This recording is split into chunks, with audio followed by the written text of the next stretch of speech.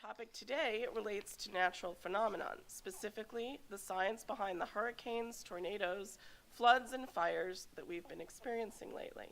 In addition to turning to libraries in terms of need related to natural disasters or other emergencies, people also turn to libraries for other resources related to nature. So today's tidbit is offered as a bit of balance to the discussion that will follow of mayhem and destruction.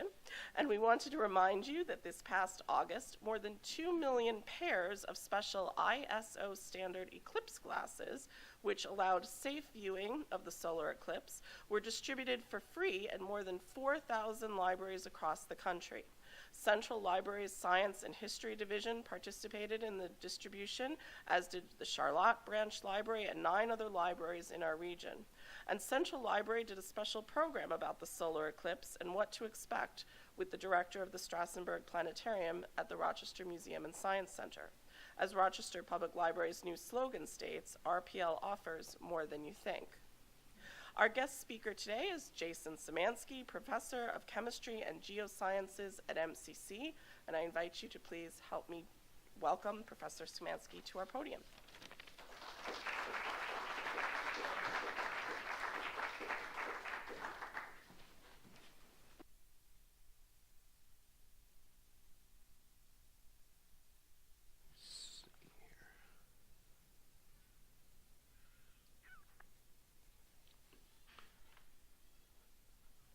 Do a test here. Hello. Hi, good afternoon. Hello. Thank you, library, for having me and for coming out today. So my training is in paleoclimatology. That's looking at past climate change through a geological perspective. And I'm here today as your community scientist. I work for Monroe Community College in the sciences department. And let's see here. We'll just close this here. And I'd like to present to you today the scientific perspective of the extreme weather events we've been seeing, particularly in the last year. Behind me here on the backdrop of this image is a picture that NASA put together of a way we could look at the atmosphere. And pictured here, you could see the dust blowing off of the Sahara Desert. You could see the sea salt spray being captured into whirling hurricanes in the Atlantic, and a lot of the smoke you see over there in North America from forest fires. So one way we can sense the atmosphere is really looking at a very dynamic system with a lot of moving parts. So I'm going to do my best today to try to take this interconnected system and show you some of the moving parts that have led to some of these extreme events.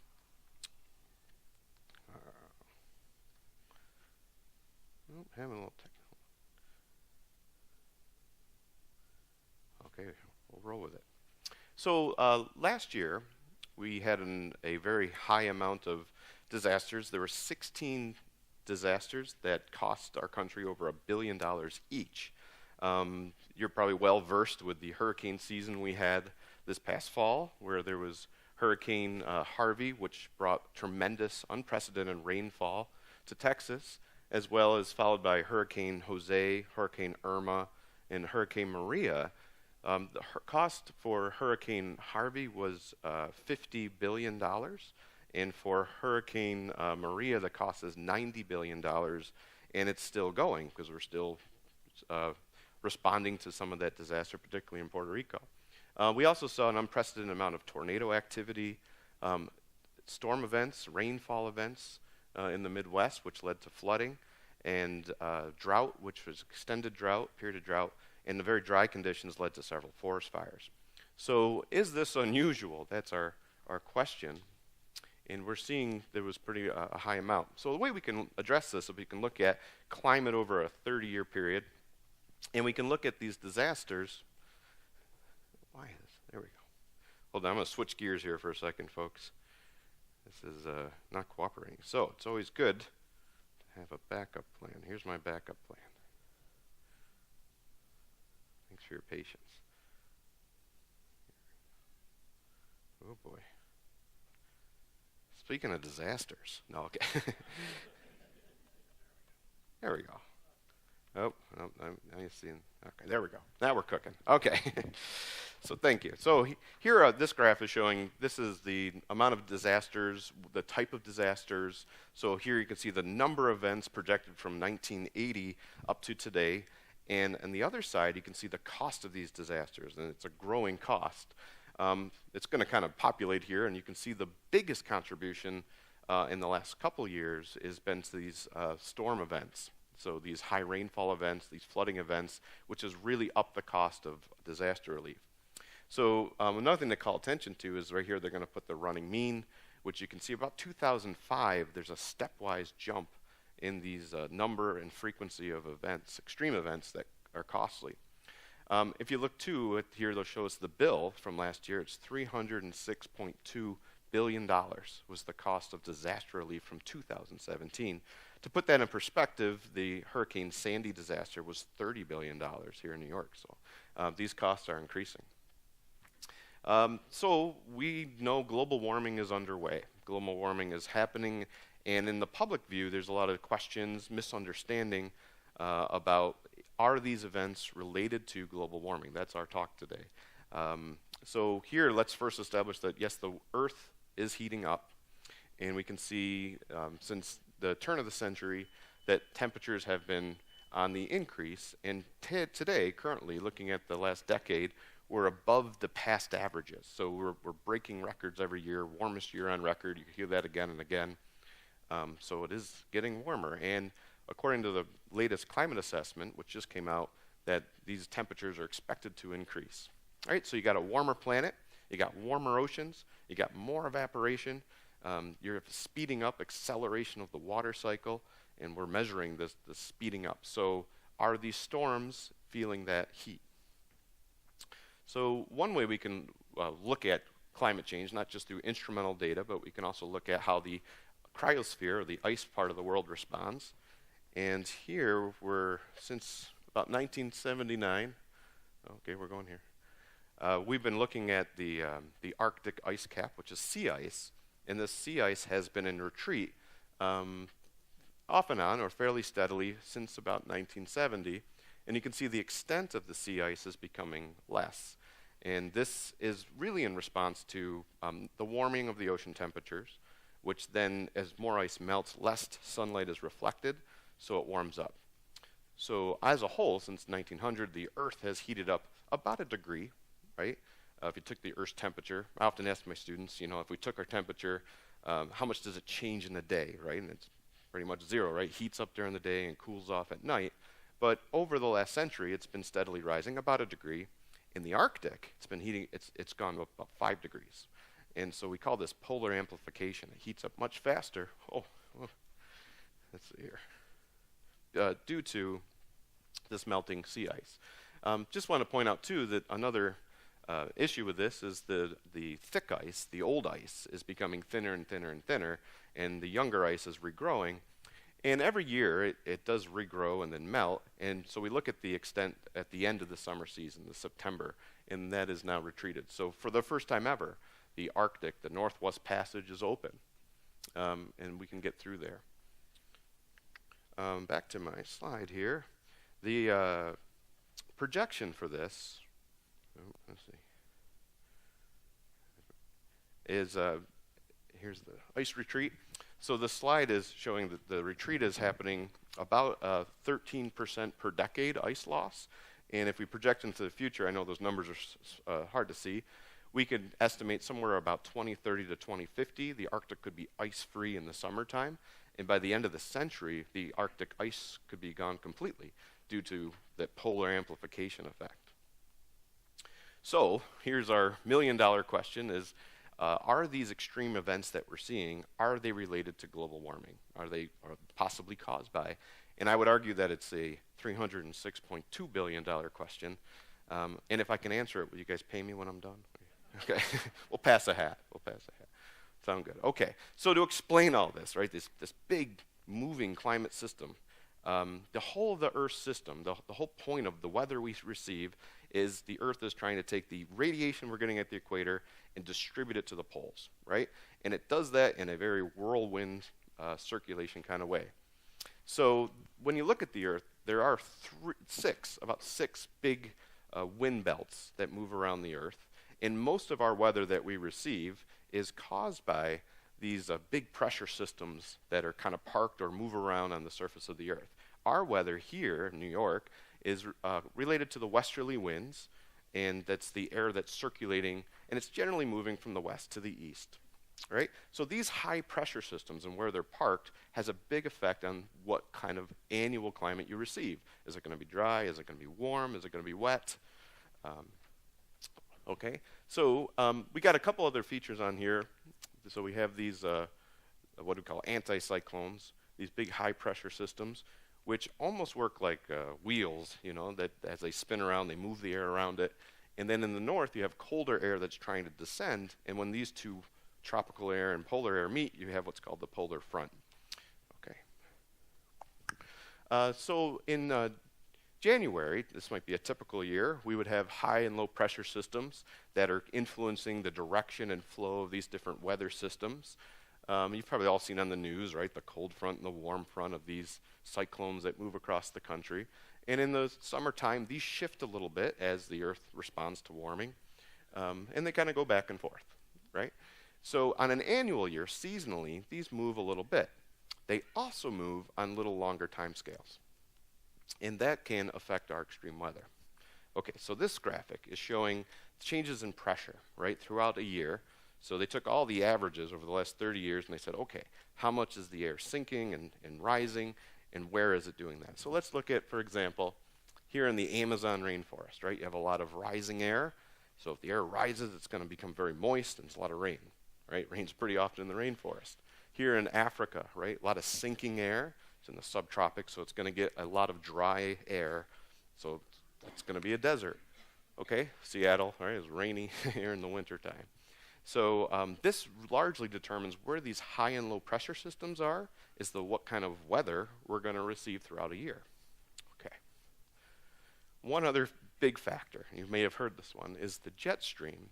And the jet stream is with a confluence of air higher in the atmosphere, top of our weather, the troposphere, and it's where the air is, is going to be streaming together, like putting your thumb over a hose, right? Comes together, and it moves around that polar front I told you about. And generally, it moves in two sort of ways. It can move in a circular, smooth fashion, or it can become rather wavy as those other pressure systems can move around. So you can see here you got a very kinked jet stream as it moves.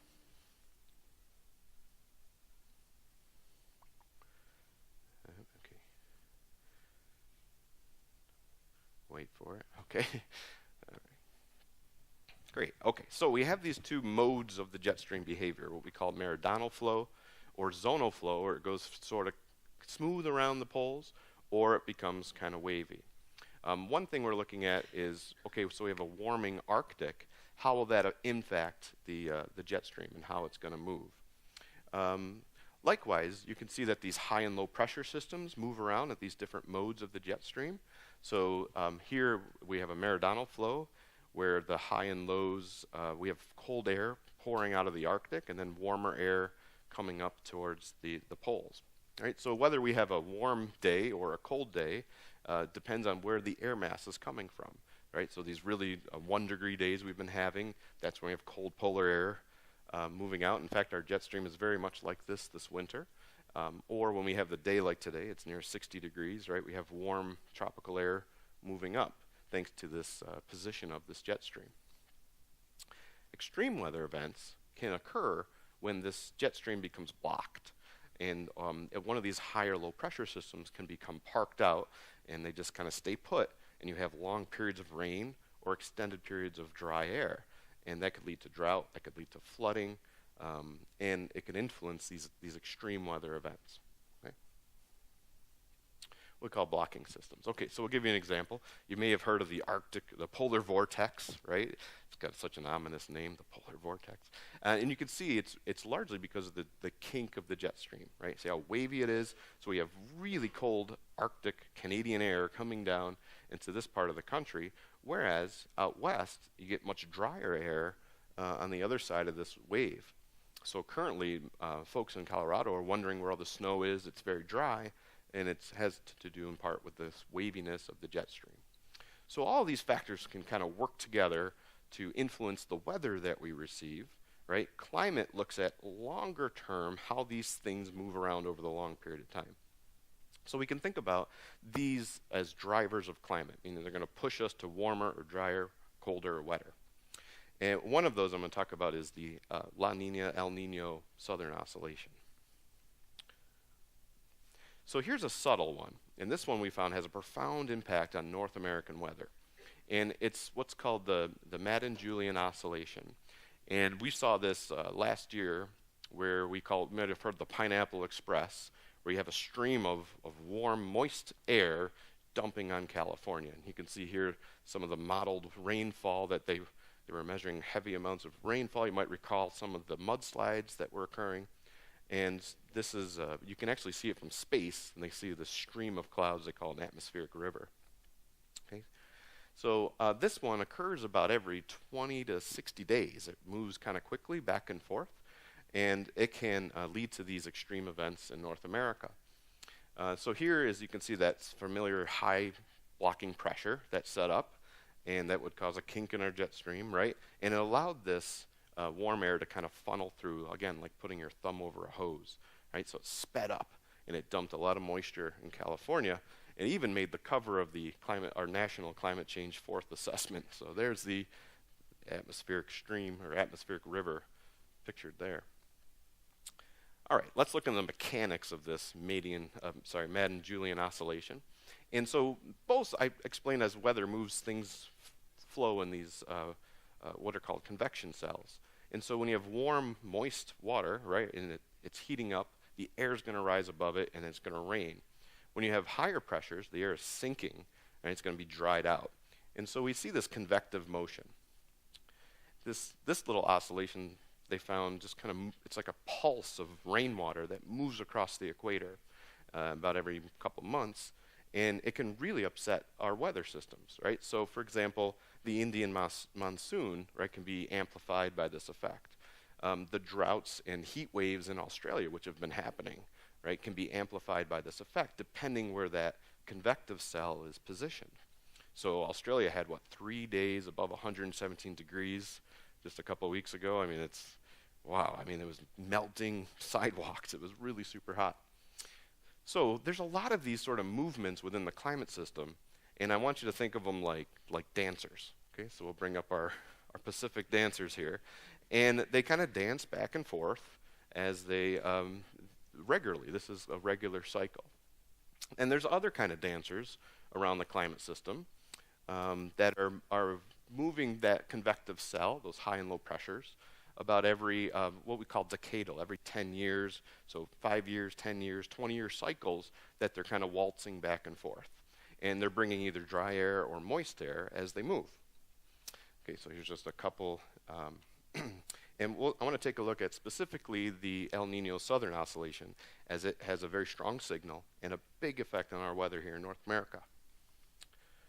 So really what it is a water that's usually a certain temperature warms up when it goes to the El Nino phase. And this is in the equatorial Pacific near Peru, and it's going to become much warmer than normal. Right? So we have an extended pool of warm water. The opposite phase, when it kind of waltzes back, is La Nina, where it's extremely colder than normal water in the equatorial Pacific, which is the phase that we're in right now. And then it will kind of slosh back and forth, back to normal, back to neutral, and it goes back and forth. We have 1 million years of record on this in paleoclimate, right? We know this, we've seen this signal happening for 1 million years. And we didn't really pay too much close attention to it until right around 1982, 1998, where we had extremely devastating El Nino events happening. So let's look at how this works a little closer. So here's this, so again, think of this convection, right? You have warm ocean, you're going to get a lot of convection, a lot of rainfall. So water that's normally warm over in the west side of the Pacific makes its way to the eastern Pacific. Why does it do this? So the trade winds, which blow here, weaken, and it allows that warm water to slosh towards Peru. And that creates, well, along with that warm water, brings all that rainfall. right? So areas that were usually dry are now suddenly impacted with lots of rain. This also sets up conditions for more typhoons, which are hurricanes in the Pacific. We call them typhoons, as the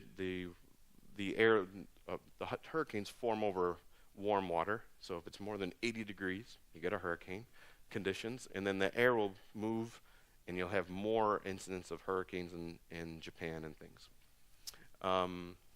Let's see. So places like Philippines might dry out, so they might experience drought and things as that water moved away. Down here is you can see this is how often it occurs. So it's flopping back and forth. About every 5 to 7 years, you're going from an El Nino neutral to La Nina conditions. And as I pointed out, these were some very severe ones, which cost billions of dollars in damages and things.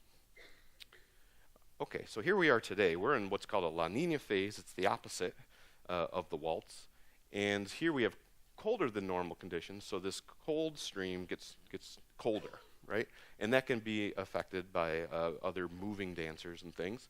And when this happens, this trade winds strengthen. Those are the winds moving near the equator where hurricanes form. And so the Atlantic Ocean will receive more wind shear, right? More faster moving winds. And so when La Nina occurs, typically we have a higher incidence of hurricanes in the Atlantic. So here pictured there's Harvey and Irma right behind it, of these very strong, intense hurricanes. All right, so we got warm ocean water, we got fast moving winds, you're going to get some intense hurricanes.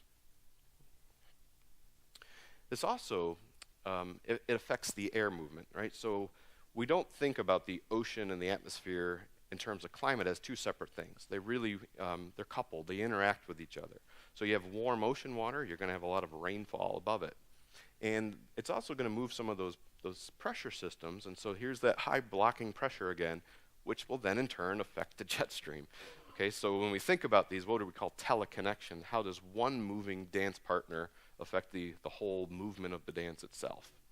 All right, so here during La Nina years, we have typically a kinked jet stream, and we're going to have that drier air in the western part of the country and wetter, colder air in the eastern part of the country. Interesting. Okay. This is one way to look at sea surface temperatures. We can look at the difference between what's normal and what's colder than normal, warmer than normal. And could you look at that, and could you pick out some of these events I've been talking about? So can you see La Nina? Do you see where La Nina is? So blue would be extremely colder than normal. So here it is in the equatorial Pacific. So that's the La Nina event, right? In normal years, it would appear not as deep of blue, right? If El Nino came, then it would turn red, right, or maybe yellowish, right, as that warms in that part of the Pacific. Another thing that looks a little weird is here we have a cold ocean current coming past California. If you ever swam in the Pacific, you know it's chilly on that side. Need a wetsuit, right? But it's warmer than normal. Also, our Atlantic is a bit warmer than normal, and off the coast of Australia is warmer than normal. So when we look, let's bring our dancers back in. All right, these different climate oscillations that are waltzing back and forth, we can see some of them are turned on, some of them are very active, and some of them are kind of quiet at the moment. So what is active, right? So La Nina, very mature. There's a 50% chance right now that it will persist through the spring, but we expect soon, next year or so, to wind back down to the neutral phase. Another thing to point out is here, this is the Atlantic oscillation, multidecadal oscillation, and it's on in its very warm Atlantic. So not only is it warmer because the Earth is heating up, but it's warmer because of this dance phase is making it a little bit warmer than normal. Also, Australia is having a heck of a time. They're extremely warm water off the coast of Australia. Okay. Whew. We got through the science. We did it, right? That's a lot of moving parts, right? It's an engine. It's a car that moves around, again, trying to just distribute that heat. But we've learned there's lots of little subtleties within the climate system, and we have a pretty good handle on what things make the climate warmer or colder on short time scales and longer time scales. And so when we add all these up and we think about, okay, is the climate changing? We can look at the things that push climate or force it one way or another, warmer or colder. So El Nino Southern Oscillation, like I said, we have a very long record of this, and we could see it flip-flopping back and forth as it normally does. Solar irradiation, so the sun goes in cycles, 11-year, 80-year cycles, where it heats up and cools down, if you will. And that does play an impact on the Earth, which we've kind of departed from, actually. The Earth is a little warmer, independent of that. And then volcanoes. What do you think volcanoes do to the temperature? So you get all this ash and sulfur dioxide in the atmosphere that cools the climate, right? Subtly. And we can actually, you can see that very clearly when we look at temperature. We'll just take a little dive when a volcano erupts. So putting all that together, the one thing that's really changing is the amount of fossil fuels being burned, the amount of greenhouse gas emissions are ramping up. And so that's a clear signal that humans are having an impact on this 20th century warmth. Okay, back to that million-dollar question, right? Is global warming related to these extreme weather events? And so you can see that there are natural, just quasi-periodic events, movements in the climate system, which could lead to extreme events. More hurricanes, more frequently. During El Nino years, there's less hurricanes. You can see kinks in the jet stream, and these different movements could affect the weather, right? But how do you know if it's global warming or not? So what do you think? True or false? Could you say that? Could you say that any one single weather event is related to the planetary global warming? No. So the answer is probably yes. And this is an emerging science called event attribution. And it works like this. So what we do is we think about what's the likelihood this would occur without the input of human fossil fuels or any anthropogenic inputs. So what's the likelihood that this event, like a rainfall event, would occur? So, but we've seen the amount of disasters increasing, the cost of disasters increasing. Rainfall in the United States has increased 26% over that time. So how could we say one singular event? I mean, that's weather, right? Weather changes. Climate is what we expect to happen, and weather is what we get. Well, it works sort of like this. What we do is we think of the probable likelihood of that event to happen. So here's a case where South Carolina in 2015, this is cool, you got to see this. This is a 1,000-year flood. So the chance of the flood happening at this level, which, by the way, was measured in feet, not inches, but feet of rainfall, the likelihood that this would happen is 1 in 1,000, right? So we call it a 1,000-year flood. And here's it's going to kick me out to YouTube again. This is what they call the Firehose Effect. So here we see hurricanes. Do you see it? Oh, it goes quick. Let me go back, replay. Hurricanes don't even need to make landfall to cause a havoc. So here you can see the air just blasting into South Carolina, dumping tremendous amounts of rainfall. Unprecedented. So we are noticing that the likelihood of these extreme events, 1 in 1,000 years, are happening more often. So there's two approaches to this. And so the first approach is they use computer models, right? We have to get to the computer models. And so I brought an example here today. Right. Here's my dice, my 6-sided dice.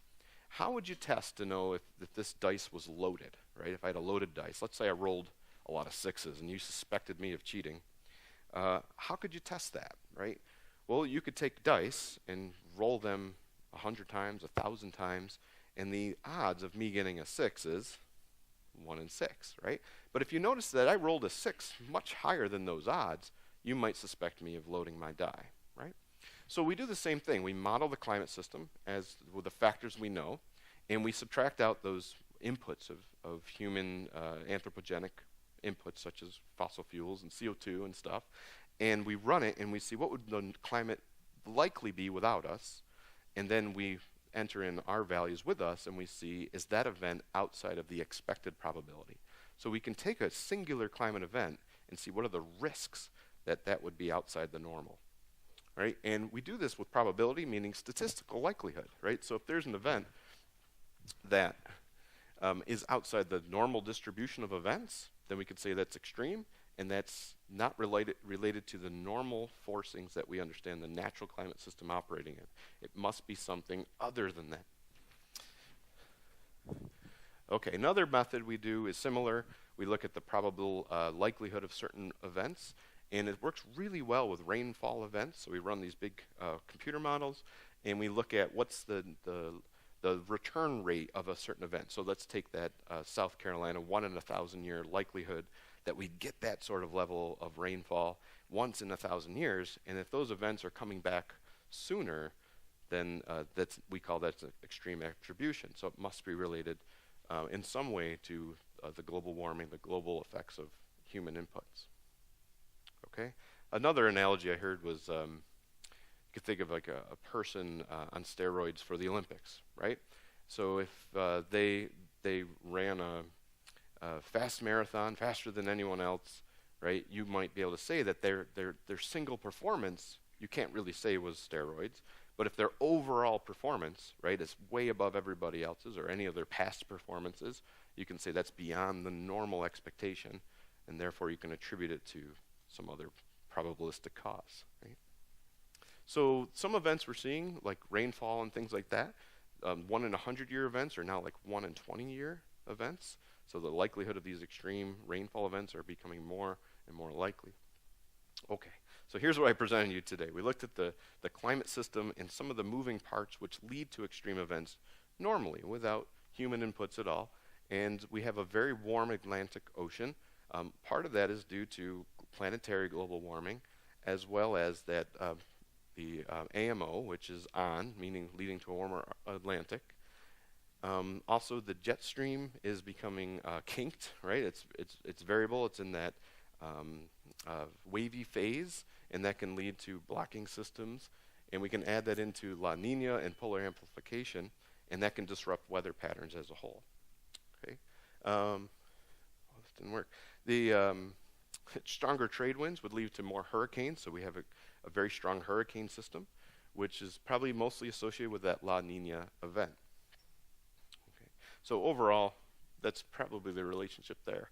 Also, looking at climate models, and so big question is the melting Arctic related to the changes we're seeing in the jet stream?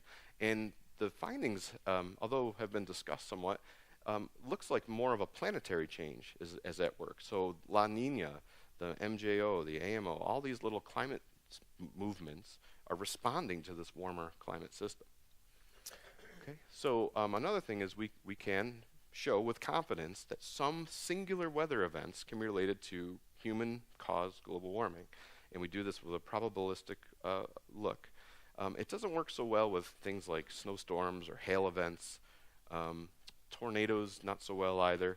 And the reason for this is the uncertainty, right? So there's too much in error or uncertainty in the models that we can't with confidence tell you that that's a singular tornado caused by a risk associated with warmer temperatures globally. However, rainfall events, we can say with confidence, in some cases heat waves, droughts, we can show with confidence that they're beyond the normal expectation of how climate should behave. Okay, cool. All right, so if you have questions specifically about the science, you should talk to these folks here. These are the, the literature review for some of these topics. And like I said, the most recent climate assessment has come out, and this event attribution is beginning to get into the narrative of how we understand these singular extreme events.